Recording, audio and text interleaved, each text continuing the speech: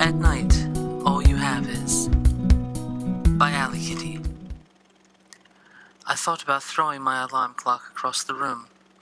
I should have gotten a digital one at that back-to-school sale, but this little analog one had lasted me since I came to this world.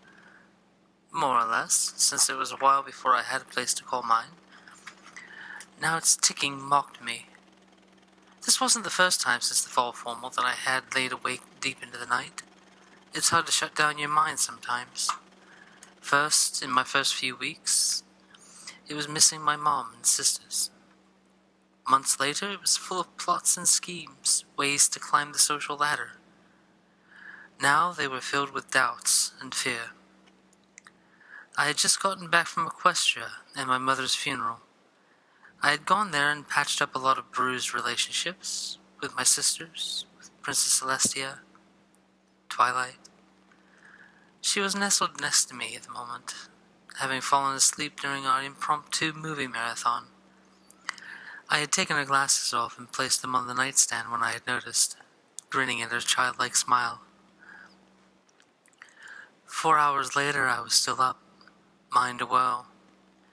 Everything from that trip back to Equestria, every statement, every show of affection, every supposed bit of redemption flashed through my mind. That little voice in the back of my mind was laughing at me for feeling better about myself. The voice matched what the girls had told me I sounded like when I transformed by the element of harmony. Deep, echoing, dripping with evil. The voice was sardonic in everything it said. They don't really forgive you, you know. I squeezed my eyes shut, a single tear leaking past. Shut up. Celestia doesn't trust you at all. She probably told the guards to bar your entry after you left. You did tend to flaunt her authority in the past. A sob broke free from the tight control I had on my emotions. Twilight Sparkle doesn't even consider you a friend. She only let you stay because she felt sorry for you when you told her that your mom was dead. To her, it was just a royal act of compassion, all for show. No, it wasn't, I whispered, tears fighting to break free. She isn't like that. And this pretty little thing next to you will eventually realize you aren't worthy of her time. She'll find out all the things you've done, the horrible acts you committed to gain the power you had at CSS. Anger flared within me. You're wrong. I'm not that person anymore. And my friends all know that, especially Twilight. Do they, though? They were all willing to believe you were anonymous last year. How quickly they turned on you. That comment stabbed particularly deep. They had all apologized for the event since then, but the swath of gossip that had cropped up over jealousy from the little sisters of Applejack and Rarity had driven a temporary wedge between me and the girls. I had been cleared in the end, but the sting was still fresh enough that my self-doubt had no qualms about picking that particular scab. The voice fell silent as I relived the accusations and the nights I spent alone, the quiet allowing the voice to ring loudly. I no longer received berating over my flight from Equestria. I had come to terms with that particular action, and it no longer caused me pain. But I had plenty of other chinks in my armor to pry at. She probably doesn't truly care about you, Sunset. She just feels sorry for you. My walls fell, crushing me. No, I whispered, despair rushing in. Sunny, Twilight murmured sleepily. I looked down, but she was still asleep, that same silly smile on her face as she snuggled tighter into me. She sighed contentedly and murmured my name again in her sleep. I couldn't help the smile and flash of warmth I felt. Even without the pendant on, we could still sense each other's emotions when they were in sync. I felt a flash of love through the bond, and I knew it was real. I smiled and leaned down, kissing the crown of her head before sliding down slightly, moving her from nestled against my waist into under my arm. The voice laughed as silence returned. I felt another tear slip free. I love you, Sonny, Twilight breathed in her sleep, and the voice vanished. I love you too, Sunshine. I had awoken to the sound of a sob and listened as Sunset seemed to be arguing with someone. I cracked an eye open, glancing up to see what was going on. She was staring at the ceiling, tears leaking down her face. No, she whispered. Her pain echoed off mine.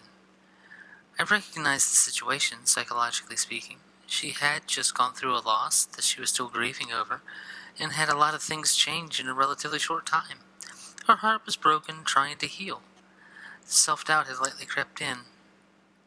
Impulsively, I snuggled deeper into her side and whispered her name as though I was still sleeping. Sunny. She froze for a second, the sobs breaking off. I shifted slightly and kept the smile on my face as I said her name again. I felt the pain ebb slightly, and I brought up all the love I could feel for her, knowing she would feel it if nothing blocked it. She kissed the top of my head and shifted, pulling me in closer. I relaxed until I felt a hitching breath, and she tensed again. I mentally took a deep breath. Logically, this was an important decision, a turning point that I hadn't decided on, yet I had almost made it instinctively. A tear fell on my forehead, and I threw logic to the wind. She needed to hear this. Still softly, as though I was asleep, I love you, Sonny. She gasped, but then relaxed. The way her arms wrapped around me were like a lost child. I was prepared to drift back to sleep when I heard Sunset whisper, thinking I wasn't awake to hear it. I love you too, Sunshine. I had to keep a hold of my emotions. My heart always flip-flopped when she used that nickname. I had given it to her as a way to determine which Twilight she was speaking to while we were in Equestria, though the pony version of Pinkie Pie had suggested Sideway. I wasn't sure how I felt about that. But since we had returned a week ago, it had become her pet name for me, only used in private, but never with those words attached. I may have said them first in an attempt to help silence her inner demons, but she had returned them without hesitation. To whom she thought was asleep and wouldn't hear them, but without hesitation. There was a warm glow in my heart as I drifted back to sleep. When I woke up, I had a mass of purple hair in my face, the daytime sunlight tinged indigo. Twilight had apparently turned in her sleep, and probably flipped her hair behind her in reflex. Her tresses were splayed across my face, and smelled faintly of strawberries and lavender. I reached up and brushed it away, turning and cuddling spoonwise to the bookworm. I rested my face on her shoulder, eyes and nose peeking over. I felt her stir as my arm slipped over her waist. Morning, she slurred. Morning, I returned. You were talking in your sleep last night. Did I say anything embarrassing? I smiled. No, but I found it very reassuring. She glanced back at me, a knowing smile on her face. I'm glad, she said. It was tough to say one particular phrase. I stared at her for a second before giving her a little push. You little minx, I laughed. You were awake the whole time? She rolled over, cupping my chin with her small hand, thumb brushing my cheek as though to wipe away tears. You were crying, she said, as if that was all the explanation it needed. I could feel your pain, and I just wanted to make sure you knew someone cared about you, and I love you, Twilight Sparkle, I stated firmly, silencing her rambling apologetic explanation by momentarily laying a finger across her lips. The warm flush on her face mirrored mine. I love you, Sunset. She kissed me lightly before pulling me into a hug. Don't ever forget that. And please, don't let your demons win. You've already beaten them once. I hugged her tightly, a giggle slipping out along with a stray tear or two. I may need some help with that from time to time, I chuckled a bit ruefully. Sometimes it's hard to forget what you've done. Sometimes, at night, all you have is your memories, and not all of mine I want to relive. That's not all you have, Sonny, she said, touching her forehead to mine, a move so similar to what we had done on the other side of the mirror, touching horns. You have me and our friends, too. Thanks, Sunshine, I whispered, moving forward and nuzzling her cheek. It was an unusual movement in human form, but I knew she'd understand the importance of it. Any time, she responded.